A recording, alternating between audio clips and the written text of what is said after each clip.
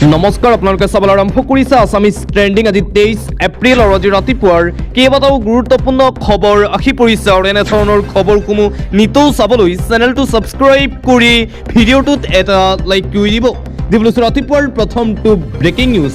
আজি পশ্চিমবংগত অনুষ্ঠিত হ'ব প্ৰথম পৰ্যায়ৰ ভোটগ্ৰহণ।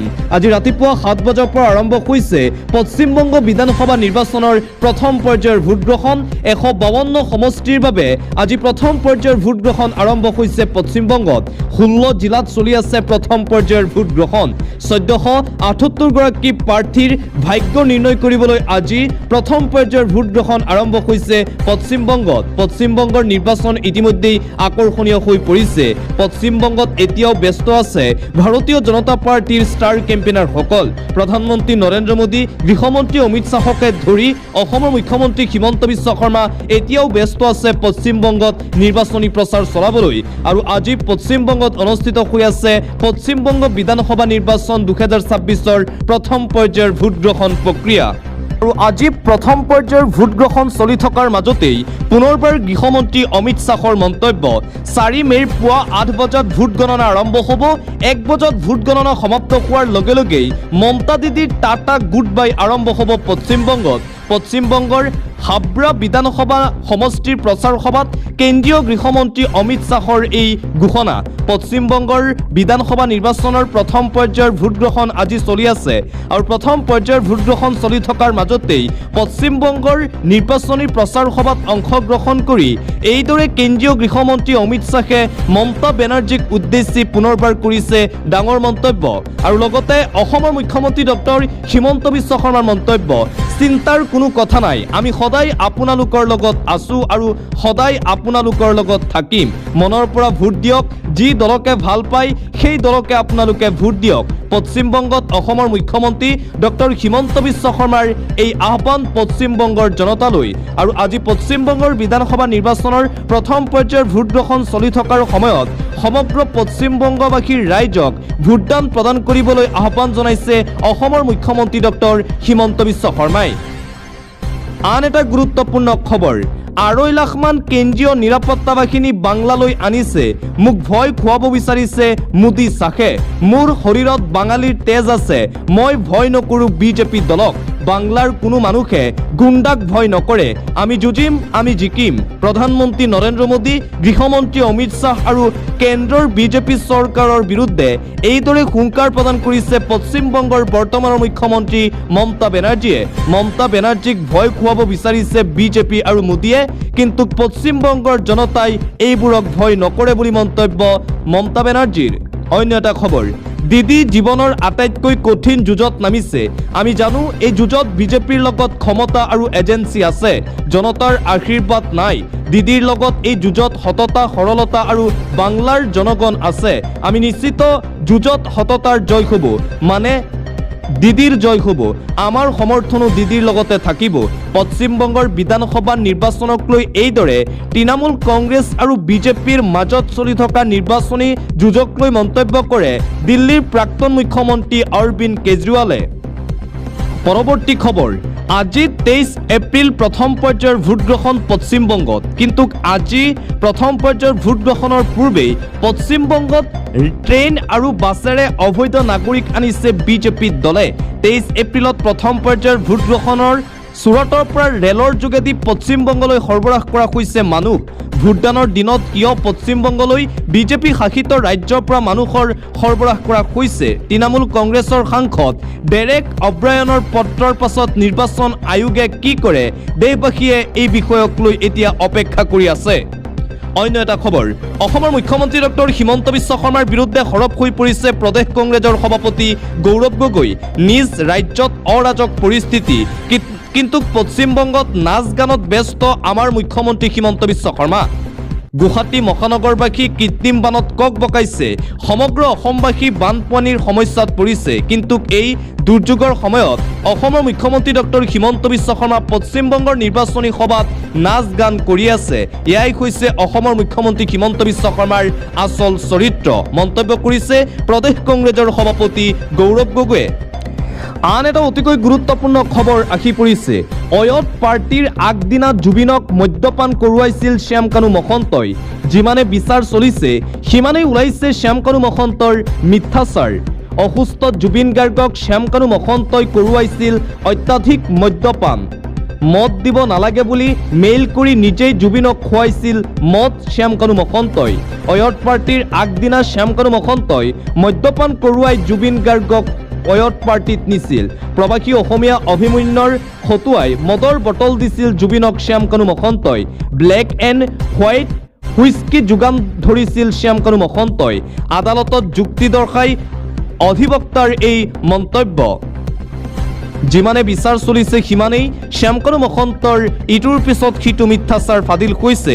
জুবিন গাৰ্গৰ হত্যাৰ লগত জড়িত মূল অভিযুক্ত শ্যামকানু মহন্তক নিৰ্দোষী সজাবলৈ শ্যামকানু মহন্তৰ অধিবক্তা আৰু শ্যামকানু মহন্তৰ পত্নীয়ে বাৰে বাৰে চেষ্টা কৰি আছে। কিন্তু এইবোৰৰ মাজতেই জুবিন গাৰ্গৰ হত্যাৰ বিচাৰ প্ৰক্ৰিয়া যিমানেই আগবাঢ়িছে সিমানেই শ্যামকানু মহন্তৰ ইটোৰ পাছত সিটো চাঞ্চল্যকৰ মিথ্যাচাৰ ফাদিল হৈছে।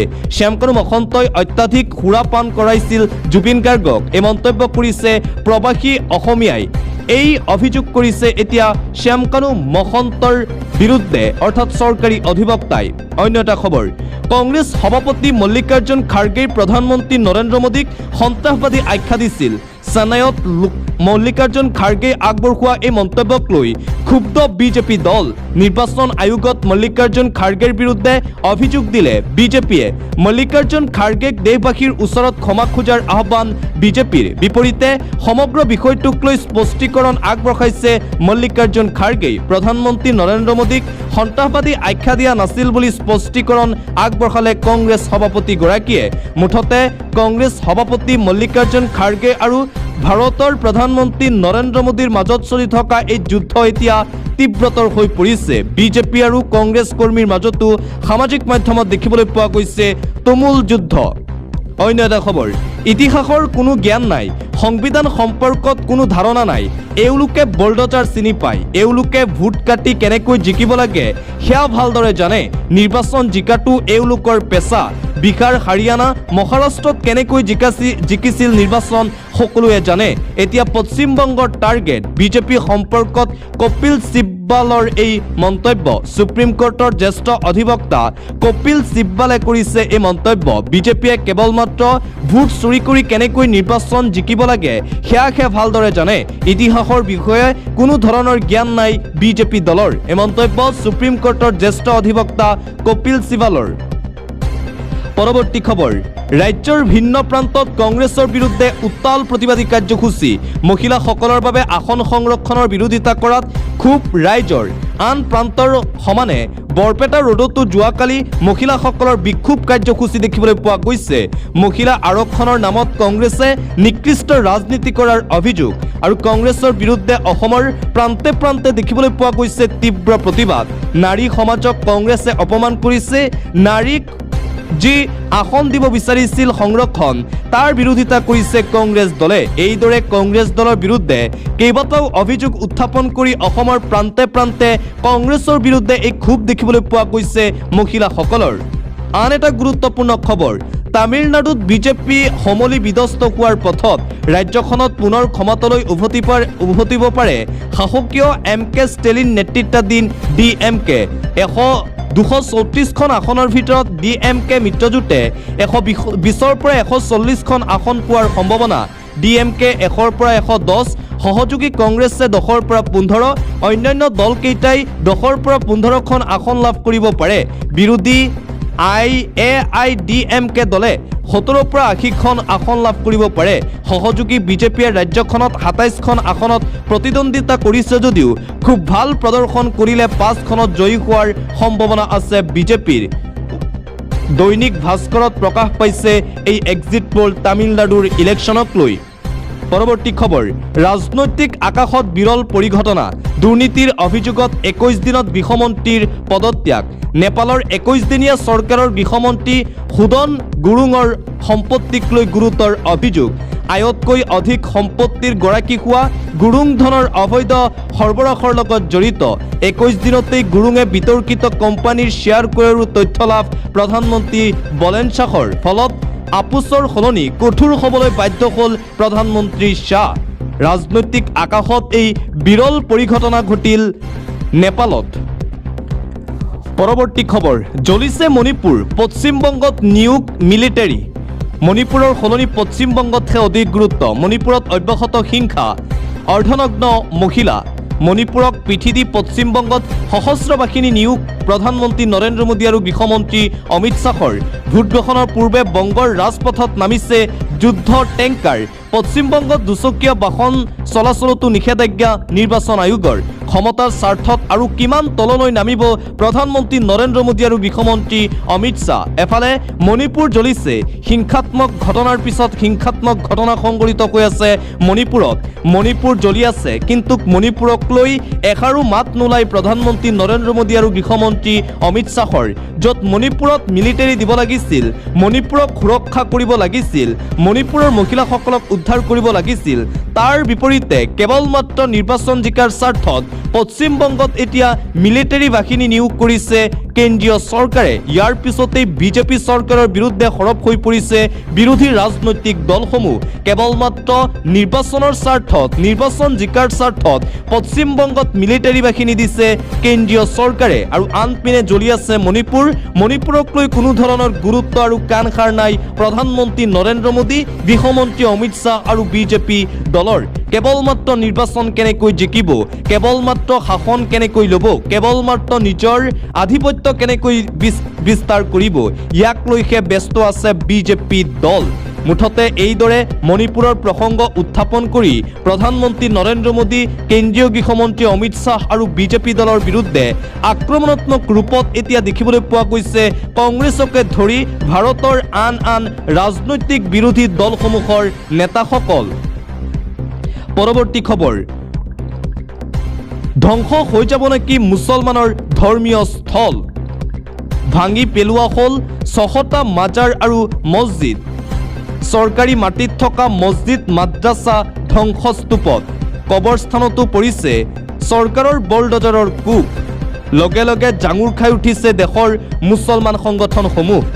চৰকাৰী মাটিত কেৱল মছজিদ মাদ্ৰাছাই আছে নেকি বুলি প্ৰশ্ন। উত্তৰাখণ্ডৰ অবৈধ ভূমিত থকা ধৰ্মীয় স্থলত উচ্ছেদ অভিযান। মুঠ 600 মছজিদ মাদ্ৰাছা মাজাৰ ধ্বংস চৰকাৰৰ। লগে লগে মুছলমান সংগঠনে আৰম্ভ কৰিছে প্ৰতিবাদ। আজি আকৌ হৰিদ্বাৰত থকা মাজাৰ ধ্বংস প্ৰশাসনৰ। ধ্বংস হৈ যাব নেকি মুছলমানৰ ধৰ্মীয় স্থল? মুছলমান লোকে এতিয়া চৰকাৰৰ বিৰুদ্ধে সাব্যস্ত কৰিছে তীব্ৰ প্ৰতিবাদী কাৰ্যসূচী। অন্য এটা খবৰ, কৃত্ৰিম বানত জুৰুলা গুৱাহাটীবাসী। তৎপৰ GMC, GMDA আৰু PWD ঠিকাদাৰসকল। গুৱাহাটীত কৃত্ৰিম বানৰ অবৰ্ণনীয় পৰিস্থিতিৰ পিছতেই তৎপৰ GMCৰ লগতে PWD, GMDA বিভাগৰো বাঢ়িছে এতিয়া তৎপৰতা। যুদ্ধকালীনভাৱে নলা পৰিষ্কাৰ কৰাত ব্যস্ত হৈছে তিনিওটা বিভাগ।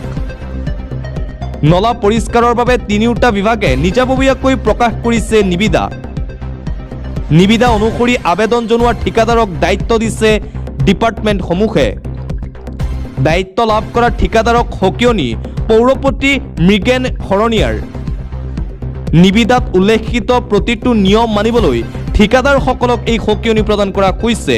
শ্ৰমিকৰ সুৰক্ষাৰ ক্ষেত্ৰতো ঠিকাদাৰে কৰিব নোৱাৰিব কোনো ধৰণৰ গাফিলতি কৰা ঠিকাদাৰৰ বিৰুদ্ধে লোৱা হ'ব কঠোৰৰ পৰা কঠোৰ আইনী ব্যৱস্থা। স্লেবসমূহ পুনৰ সুৰক্ষিতভাৱে সংস্থাপন কৰিবলৈও নিৰ্দেশনা দিয়া হৈছে। আন্তঃৰাষ্ট্ৰীয় পৰ্যায়ৰ এটা গুৰুত্বপূৰ্ণ খবৰ, যদি আমেৰিকাই যুদ্ধ বিচাৰে তেন্তে আমি সাজু।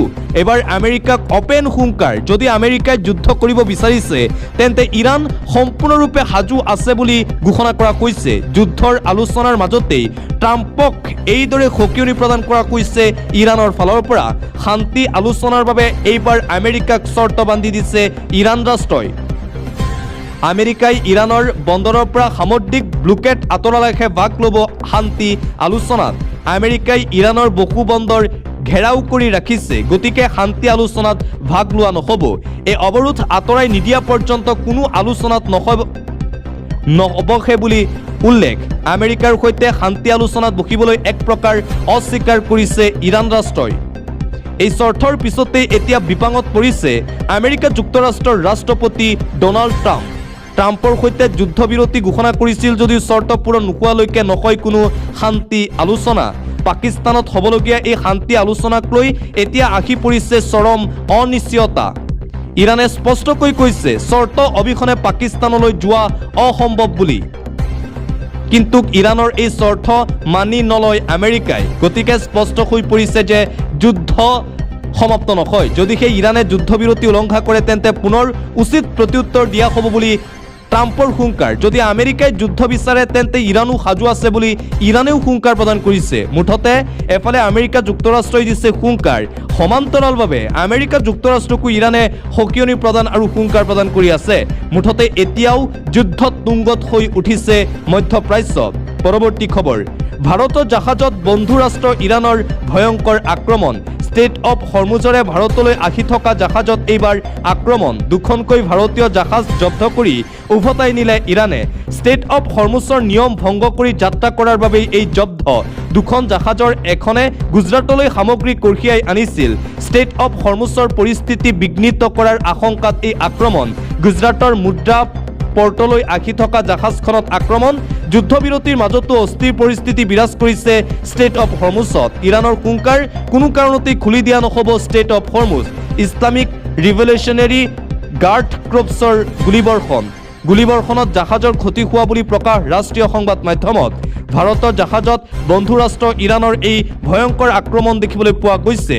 মুঠতে ষ্টেট অফ হৰমুজত এতিয়াও উত্তেজনাময় পৰিৱেশে বিৰাজ কৰিছে। এতিয়াও ষ্টেট অফ হৰমুজ খোলা নাই। ষ্টেট অফ হৰমুজ কোনো কাৰণতেই খুলি দিয়া নহ'ব বুলি ইৰাণৰ ফালৰ পৰা হুংকাৰ প্ৰদান কৰা হৈছে। অন্য এটা খবৰ, বিজেপি শাসিত ৰাজ্যত একো খোৱাত বাধা নাই। বিজেপি শাসিত ৰাজ্যত সকলো খাব পাৰিব, কোনো বাধা নাই খাদ্যত। এই মন্তব্য কৰিছে বিজেপি নেতাই। বিজেপি নেতাৰ এই মন্তব্যক লৈ ইতিমধ্যেই সমগ্ৰ ভাৰতজুৰি আৰম্ভ হৈছে ব্যাপক চৰ্চা। বিজেপি নেতাই কৈছে এই কথা, বিজেপি শাসিত ৰাজ্যত একো খোৱাত বাধা নাই। যাৰ যি মন কৰিব পাৰে, যাৰ যি মন খাব পাৰে, তাত কোনো আপত্তি নাই। 16খন ৰাজ্যত এতিয়াও বিজেপিৰ মুখ্যমন্ত্ৰী হৈ আছে। 16খন ৰাজ্যৰ এখনতো কাকো বাধা দিয়া নহয়। কিবা কোৱা প্ৰাৰ্থনা কৰাত একো বাধা নাই। বিজেপি শাসিত ৰাজ্যত সকলোৰে স্বতন্ত্ৰ অধিকাৰ আছে, স্বতন্ত্ৰ অধিকাৰ থাকিবই। পূজা পাতল কৰোঁতে কাকো বাধা দিয়া নহয়। বিজেপি সাংসদ অনুৰাগ ঠাকুৰৰ এই ডাঙৰ মন্তব্য। বিজেপি শাসিত ৰাজ্যসমূহত কাকো একো সমস্যা কৰা নাই। যাৰ যি মন যায় সেয়া খাব পাৰিব, যাৰ যি কৰিব মন যায় সেয়া কৰিব পাৰিব। এইদৰে অনুৰাগ ঠাকুৰে কৰিছে মন্তব্য। অনুৰাগ ঠাকুৰৰ এই মন্তব্যক লৈ ইতিমধ্যে চৰ্চা আৰম্ভ। পৰৱৰ্তী খবৰ, ৰাজ্যত ভয়ংকৰ হৈ পৰিছে বতৰ। ধূলিৰ ধুমুহা, প্ৰচণ্ড বৰষুণ নামনি অসমত। গুৱাহাটী মহানগৰীতো প্ৰচণ্ড ধুমুহা। হাজোৰ ৰামদিয়াত ভয়াৱহ পৰিস্থিতিৰ সৃষ্টি হৈছে। আগন্তুক 4 দিনলৈ ৰাজ্যত অব্যাহত থাকিব বতৰৰ কালৰূপ। আজি 24 জিলালৈ য়েল্লো এলাৰ্ট জাৰি কৰা হৈছে। ধুবুৰী, বঙাইগাঁও, গোৱালপাৰা, বৰপেটা, কামৰূপ গ্ৰাম্য, কামৰূপ মেট্ৰ', মৰিগাঁও, পশ্চিম কাৰ্বি আংলং, নগাঁও, শোণিতপুৰ, বিশ্বনাথ, হোজাই, কাৰ্বি আংলং, ডিমা হাছাও, কাছাৰ, গোলাঘাট, লখিমপুৰ, মাজুলী, যোৰহাটত এলাৰ্ট। শিৱসাগৰ, ধেমাজি, ডিব্ৰুগড়, চৰাইদেউ, তিনিচুকীয়া জিলালৈ জাৰি কৰা হৈছে হাই এলাৰ্ট। 24 এপ্ৰিল পৰ্যন্ত জিলাই জিলাই অব্যাহত থাকিব ধাৰাসাৰ বৰষুণ। প্ৰতি ঘণ্টাত 60 কিলোমিটাৰ বেগেৰে আহি আছে ধুমুহা। ৰাজ্যজুৰি বতৰৰ ৰুদ্ৰ ৰূপ অব্যাহত আছে। চিৰাঙত বিধ্বংসী ধুমুহাত নিহত এজন লোক। পশ্চিম বিলাসপুৰত প্ৰকাণ্ড গছ ভাগৰি পৰিল চলন্ত মটৰচাইকেলত। প্ৰতি ঘণ্টাত 50ৰ পৰা 60 কিলোমিটাৰ বেগত আহিব ধুমুহা বৰষুণ। ৰাজ্যৰ জিলাই জিলাই অৰেঞ্জ এলাৰ্ট, য়েল্লো এলাৰ্ট জাৰি কৰা হৈছে। মুঠতে বতৰক লৈ এতিয়া সতৰ্কবাণী দিয়ে আছে বতৰ বিজ্ঞান কেন্দ্ৰই। ৰাজ্যৰ প্ৰান্তে প্ৰান্তে বতৰৰ এই কালৰূপ দেখিবলৈ পোৱা গৈছে। সকলোকে সাৱধান, সতৰ্ক হৈ থাকিবলৈ আহ্বান জনোৱা হৈছে। গুৱাহাটী মহানগৰবাসীৰ বাবেও এলাৰ্ট জাৰি কৰা হৈছে বতৰক লৈ। পৰৱৰ্তী খবৰ, একেলগে 60জনকৈ লোকক কামুৰিলে কুকুৰে। বিয়া ঘৰত হাহাকাৰ পৰিস্থিতিৰ সৃষ্টি। বিবাহথলীত ভয়ংকৰ ঘটনা সংঘটিত হৈছে। একেলগে 60জনকৈ লোকক কামুৰিলে কুকুৰে। খেদি খেদি বিবাহথলীৰ ভিতৰত ইজনৰ পাছত সিজনক আক্ৰমণ। হঠাৎ বিবাহথলীত প্ৰৱেশ কৰে এটা উন্মাদ কুকুৰ। ভোজনালয়ৰ পৰা চাৰিওফালে দৌৰিবলৈ আৰম্ভ কৰে কুকুৰটোৱে। এই ঘটনাত 109জনকৈ লোকক দিয়া হৈছে ৰেবিছ ইনজেকশ্যন। পথৰ কুকুৰে সমগ্ৰ দেশজুৰি বিয়পাইছে সন্ত্ৰাস। উত্তৰ প্ৰদেশৰ বদৌন জিলাত এই ঘটনা সংঘটিত হৈছে। কইনাঘৰৰ আনন্দ হঠাৎ বিষাদলৈ হয় পৰিণত। বিবাহ খাবলৈ অহা অতিথিক লৈ যাবলগীয়া হ'ল হাস্পাতাললৈ। আনকি পথত থিয় হৈ থকা লোককো আক্ৰমণ কৰে উন্মাদ কুকুৰটোৱে। শিশু মহিলাকে ধৰি 70জনকৈ লোক ভৰ্তি হৈছে হাস্পাতালত। PM কিষাণ সন্মান নিধিৰ হিতাধিকাৰীসকলৰ বাবে এটা গুৰুত্বপূৰ্ণ খবৰ। PM কিষাণ সন্মান নিধিৰ ধন লাভ কৰা সকলৰ বাবে আহি গ'ল ডাঙৰ খবৰ। 23 নং কিস্তিৰ ধন লাভৰ বাবে শীঘ্ৰেই পঞ্জীয়ন কৰক আপোনাৰ নাম। পঞ্জীয়ন নকৰা কৃষকে নাপাব পাৰে 23 নং কিস্তিৰ ধন। অন্যথা বঞ্চিত হ'ব পাৰে 23 নং কিস্তিৰ ধন লাভৰ পৰা। গতিকে আপুনি এই কাম কৰিবই লাগিব। পঞ্জীয়ন কৰাৰ পিছত ঘৰতে আপোনাৰ আবেদনৰ স্থিতি পৰীক্ষা কৰক। কেনেকৈ পৰীক্ষা কৰিব, আপুনি নিজৰ স্থিতি কেনেকৈ পৰীক্ষা কৰিব জানি লওক সবিশেষ। প্ৰথমে PM কিষাণৰ অফিচিয়েল ৱেবছাইটত pmkisan.gov.in লৈ যাওক। হোম পেজত থকা ফাৰ্মাৰ কৰ্ণাৰলৈ যাওক আপুনি। ইয়াৰ পিছত ষ্টেটাছ অফ চেল ৰেজিষ্টাৰ্ড ফাৰ্মাৰ CHC ফাৰ্মাৰ্ছ বুটামতো ক্লিক কৰক। নতুনকৈ খোল খোৱা ফৰ্মখনত আপোনাৰ 12 অংকৰ আধাৰ নম্বৰটো লিখক। কাষত দিয়া কেপচা কোডটো শুদ্ধকৈ সন্নিৱিষ্ট কৰক আপুনি। শেষত চাৰ্চ বুটামটোত ক্লিক কৰিলেই আপোনাৰ আবেদনৰ বৰ্তমানৰ স্থিতি দেখিবলৈ পাব। যদি আপোনাৰ পৰীক্ষা কৰি থকা হৈছে তেন্তে পেণ্ডিং ফৰ এপ্ৰুভেল বুলি আহিব। সম্পূৰ্ণ পৰীক্ষা হ'লে এপ্ৰুভ বাই ডিষ্ট্ৰিক্ট ষ্টেট বুলি আহিব। যদিহে আপুনি আগতেই পঞ্জীয়ন কৰিছিল আৰু কিস্তিৰ ধন চাব বিচাৰিছে তেন্তে ফাৰ্মাৰ্ছ কৰ্ণাৰত গৈ চাব পাৰিব। ইয়াৰ বাবে আপোনাৰ পঞ্জীয়ন নম্বৰ আৰু মোবাইলত অহা OTPৰ প্ৰয়োজন হ'ব।